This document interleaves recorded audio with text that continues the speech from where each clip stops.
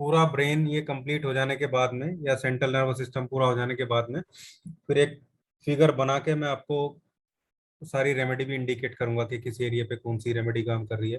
फिर सारी जो डिजीज हैं वो सब आराम से क्लियर भी हो जाएंगी। बस हमें ये पता हो कि भाई कौन सी डिजीज किस एरिया से जनरेट हो रही है, कहाँ पे उसका इफेक्ट देखने को मिल रहा है। एक बार सब थियोरेटिकल चीजें पूरी हो जाए, फिर साथ में एक फिगर जो है बना दी जाए। अगर पहले ही मान लो पहले ही फिगर बना के रेमेडी डाल दूंगा तो दिक्कत होगी। पहले सारे जो कंपोनेंट है ब्रेन के वो दिमाग में तो आ जाए कि कौन सा पार्ट कहाँ पे है कैसे है।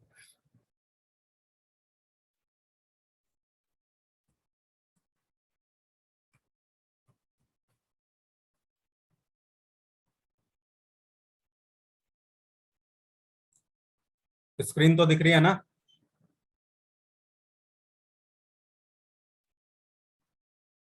Yes sir. जी सर। ये एक्चुअली क्या है, ऑस्टियोआर्थराइटिस, अगर मैं इंट्रोडक्शन दूं इसका, तो आप सिंपल सी लैंग्वेज में आप इसको समझ सकते हैं कि भाई जो बोन है, दो बोन जहाँ पे खासकर जो जॉइंट वाला एरिया है वहां पे, उसकी जो ऊपर की जो कवरिंग है, जो कुशन है, उसका घिस जाना, ठीक है, वहां से उसका लूज हो जाना, ठीक है, वहां पे ओस्टियोफाइट्स भी कई बार क्रिएट हो जाते हैं। उस वाली स्टेज को ही हम ओस्टियोआर्थराइटिस बोलते हैं, जिसमें कार्टिलेज भी डैमेज हो जाती है, ठीक है। और जो कुशन होता है, कार्टिलेज ही बोल सकते हैं आप, जो कुशन होता है वो भी डैमेज हो जाता है। फिर जो आपकी जो जो बोन होती है, जॉइंट, खासकर जॉइंट वाला जो एरिया है, वहां पे एक तरीके का घर्षण आपको देखने को मिलेगा। लिगामेंट भी लूज हो जाएंगे, ठीक है। जो स्पेस होता है जॉइंट के बीच में, दो बोन के बीच में, वो भी वहां पे कम देखने को मिलेगा। जो नर्व एंडिंग्स होती हैं, फिर वहां पे भी कहीं ना कहीं गड़बड़ जो है वो देखने को मिलती है। और जिस वजह से फिर जो पेन है, जो नॉइज है अलग अलग टाइप की, खासकर जो ग्राइंडिंग नॉइज जैसी चीजें हैं, वो देखने को मिलती है। इसको डीजनरेटिव डिजीज बोल सकते हैं आप, डीजनरेटिव बोन डिजीज या डीजनरेटिव जॉइंट डिजीज। और अर्थराइटिस का ही ये एक टाइप है। अर्थराइटिस ओस्टियो रिमेटॉइड अर्थराइटिस है जैसे, वैसे ये ओस्टियो अर्थराइटिस है। कारण बहुत सारे हो सकते हैं, एज भी हो सकती है। एज की वजह से जो है धीरे धीरे डीके स्टार्ट हो जाता है, जो हड्डी होती है वहां पे वियर एंड टियर क्रिएट हो जाती है जॉइंट में, ठीक है। ऑस्टियोफाइट्स भी कई बार निकल आते हैं। और जो स्मूथनेस होती है, कुशन तो, कवरिंग जो कुशन होती है वहां पे लगी हुई, वो तो हट ही जाएगी हम हमारी जॉइंट की। लेकिन इसके अलावा जो हड्डी होती है, उसके जो कॉर्नर होते हैं उनमें भी घिसना, ठीक है, टूट फूट जो है वो स्टार्ट हो जाती है। वहां पे बोन डेंसिटी भी बहुत कम हो जाती है। तो ये सारी नॉर्मल नॉर्मल सी चीजें जो हमें देखने को मिलती हैं। सिम्टम में हालांकि वही सारी चीजें रहेंगी जो जॉइंट पेन में रहती है, लेकिन वियर एंड टियर या नॉइज, क्रैकलिंग नॉइज, ठीक है, या ग्राइंडिंग नॉइज जैसी चीजें उसमें काफी देखने को मिलती है। पेन बहुत ज्यादा रहेगा, स्टिफनेस रहेगी, टेंडरनेस देखने को मिलेगी, ठीक है। और थंडरस्टॉर्म जैसी चीजों में या ठंडी के मौसम में पेन जो है वो बढ़ता दिखेगा। थोड़ी वार्म एप्लीकेशन से आराम मिलेगा, बोन में स्पर देखने को मिलेंगे, मतलब बोनी ग्रोथ देखने को मिलेगी। कुछ ऐसा लगेगा जैसे कुछ रगड़ रहा हो आपस में, ठीक है, जिसको होगा काफी ज्यादा पेन रहता है। स्वेलिंग देखने को मिलेगी, टिश्यूज में इन्फ्लामेशन हो जाता है, ठीक है। तो अराउंड द जॉइंट काफी स्वेलिंग वहां पे हमें देखने को मिलती है। पोज में ऑटो इम्यूनिटी भी हो सकती है, अगर कम एज में हो रहा है, जैसे देखा जाता है काफी के कम एज में कई बार ऑटो इम्यूनिटी की वजह से भी हो जाता है। लेकिन फिर भी जो एज फैक्टर है, वो सबसे बड़ा जो कारण है इसमें देखने को मिलता है। ओवरवेट देखने को मिलता है, ठीक है। और ओवरवेट जो है उनमें काफी देखने को मिलेगा। वुमेन में ज्यादा देखने को मिलता है, ठीक है। जॉइंट की इंजरी हो लग गई किसी को, किसी को चोट लग गई जॉइंट में, फिर उसको ज्यादा वो प्रोन रहता है। रिस्क फैक्टर की भी बात करें तो वो ज्यादा प्रोन रहता है कि भाई उसको ऑस्टियोआर्थराइटिस जैसी चीजें होती हैं। जेनेटिक ये होती है, अगर फैमिली में है तो बहुत ज्यादा चांसेस हैं कि भाई ये अ, आगे कैरी कर सकती है। फैमिली में, फैमिली जो ट्री है वहाँ पे इसको कैरी कर सकती है। कुछ मेटाबॉलिक डिसऑर्डर भी हैं, जैसे अभी हमने देखा कि हाइपरथायराइड में ये काफी देखने को मिल सकती है, हाइपोथायराइड में मिल सकती है।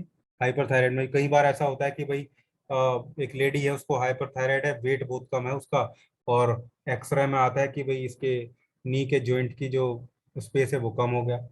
अब नॉर्मल में आदमी सोचता है कि भाई इसका वेट भी नहीं है, तो एक्चुअली क्या है कि मेटाबॉलिक डिसऑर्डर की वजह से भी इसमें प्रॉब्लम देखने को मिलती है।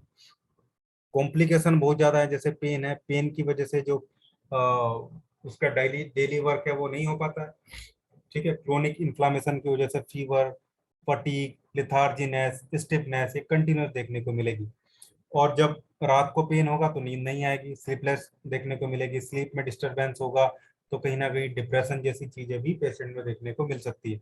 तो बहुत कॉम्प्लिकेटेड डिजीज है ये। और खासकर जो पेशेंट इसके हमारे पास आते हैं वो क्रोनिक ही आते हैं। स्टार्टिंग में सब एलोपैथी में स्टेरॉइड खा के बहुत बुरी स्थिति अपनी कर लेते हैं। स्टेरॉइड भी जब काम नहीं करते तब जाके पेशेंट, मैक्सिमम पेशेंट तब जाके चलते हैं। हालांकि थोड़ी अवेयरनेस भी आई है लोगों में, लेकिन उतनी नहीं है जितनी होनी चाहिए।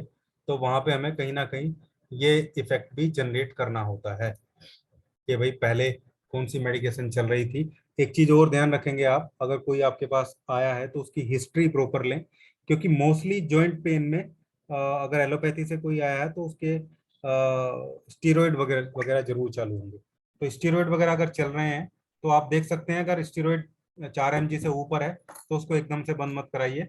आप अपनी मेडिसिन के साथ भी उसको धीरे धीरे 8 दिन में, 8 दिन या 10 दिन के आसपास उसको डोज रिड्यूस करके हर दूसरे दिन उसको फिर बंद कराइए आप, नहीं तो फिर दिक्कत होगी उसमें। एकदम से रिड्यूस होने से बहुत सारे इफेक्ट उसके देखने को मिल सकते हैं। तो यहाँ पे ट्रीटमेंट की अगर हम बात करें तो लगभग कुछ चीजें तो वही रहेंगी जो हमने देखी है, लेकिन हमें सबसे पहले जो मेन काम करना है वो काम करना है कि नर्व एंडिंग्स जो हैं उनमें जो सेंसेशन, जो स्टिमुलेशन देखने को मिल रहा है उसको थोड़ा सा स्लो डाउन किया जाए। तो F1 1000 आपको जरूर देना है, डेली देना है कुछ दिन तक। ठीक है, 1 से डे। इसके अलावा जो बोन में स्पर वगैरह क्रिएट हो गया है, ठीक है, बोन में डिफॉर्मिटी क्रिएट हो गई है, बोन में घर्षण चालू है, बोन की जो डिस्ट्रक्शन है वो स्टार्ट हो गया, तो C4 200, ठीक है, कि ग्लोब्यूल आप कुछ दिन दे के इस चीज को रोक सकते हैं। ठीक है, जैसे किडनी डैमेज को S6 का 200, ठीक है, और हार्ट की प्रॉब्लम में A3 का 200 जो है जो डी जनरेशन है, जो डिफॉर्मिटी है उसको आगे बढ़ने से रोक देता है। वैसे ही C4 का 200 भी बोन में जो डिफॉर्मिटी, ऑस्टियोफैट्स वगैरह क्रिएट हो गए, अगर सर्वाइकल रीजन में भी ऑस्टियोफैट या स्पर वगैरह क्रिएट हो रहे हैं तो वहां भी आप C4 का 200 देके देखिए, बहुत अच्छा काम करेगा। अब यहाँ पे हम देंगे S5 C4 F1 RE। इसको आप चलाइए, D5 से शुरू करें तो ज्यादा अच्छा है, क्योंकि यहाँ पे आप समझिए बोन का डीके स्टार्ट हो गया है। ठीक है, L2 भी ऐड कीजिए ना। बोन का जो डीके है वो स्टार्ट हो गया, बोन जो है डीके होनी, बोन की जो डेंसिटी है वो कम होनी, बोन कमजोर होनी स्टार्ट होगी, तो थोड़ा बहुत हमें यहाँ पे सेल को न्यूट्रिशन भी प्रोवाइड करना है, उसके लिए हमें S1 की जरूरत पड़ेगी। इसलिए हम L2 लगा देते हैं ऐसी जगह कि भाई चीजें वहां पे पहुंचे। इसके अलावा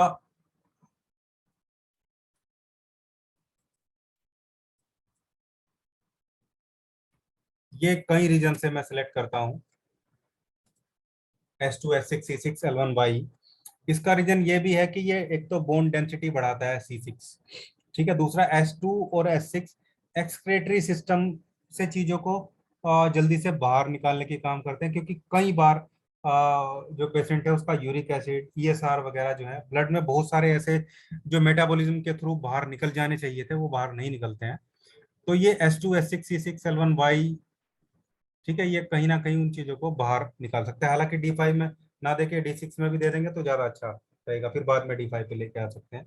फिर पेन किलर की तरह काम करता है, कौन काम करता है, C11। हालांकि C11 में S5 भी होता है, C5 भी होता है, ठीक है, और A2 भी होता है, L1 भी होता है, ये 4 रेमेडीज में होती हैं।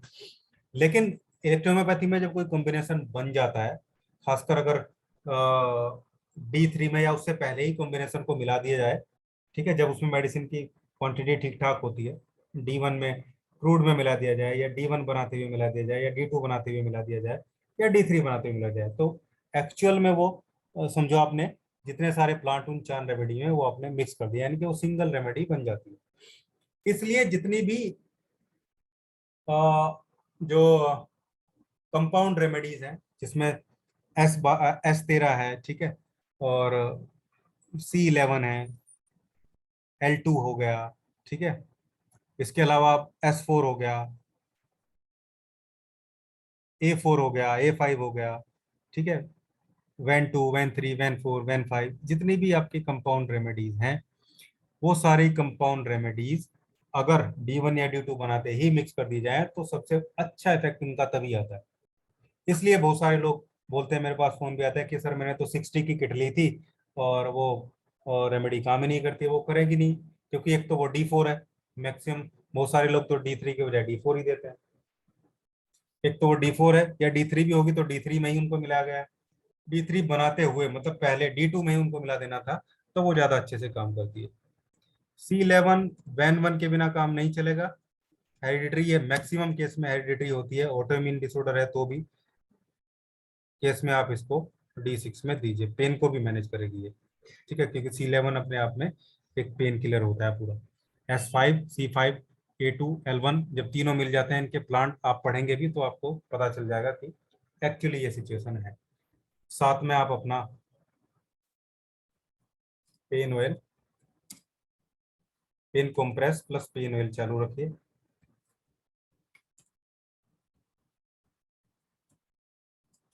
Pen compress plus pain oil continues इसमें चालू रखिए, ठीक है। और गर्मी है तो नॉर्मल कंप्रेस कर सकते हैं, लेकिन अगर थोड़ी सी भी मौसम में चेंज है, जैसे अभी भी अक्टूबर वाले सीजन में भी आप थोड़ा सा गर्म करके ही कंप्रेस करेंगे तो ज़्यादा अच्छे रिजल्ट मिलते हैं। मैंने देख लिया पेन कंप्रेस को में सर्दियों में गर्मी से ज़्यादा अच्छे रिजल्ट मिलते हैं, क्योंकि सर्दियों में मैक्सिमम हॉट वाटर ही यूज़ किया जाता है। गर्मी में यूज़ कर सकते हैं, लेकिन वहाँ थोड़ा पेशेंट परेशान हो जाता है और थोड़ा हमें भी असुविधा जैसी चीज़ होती है, लेकिन फिर भी हॉट वाटर में पेन कॉम्प्रेस ज़्यादा अच्छा काम करता है। कुछ चीज़ें और भी हैं जो ऐसे इफेक्ट डालती हैं एक्सटर्नल एप्लीकेशन में, वो मैं बताऊंगा कभी जब चीज़ें आएंगी धीरे धीरे।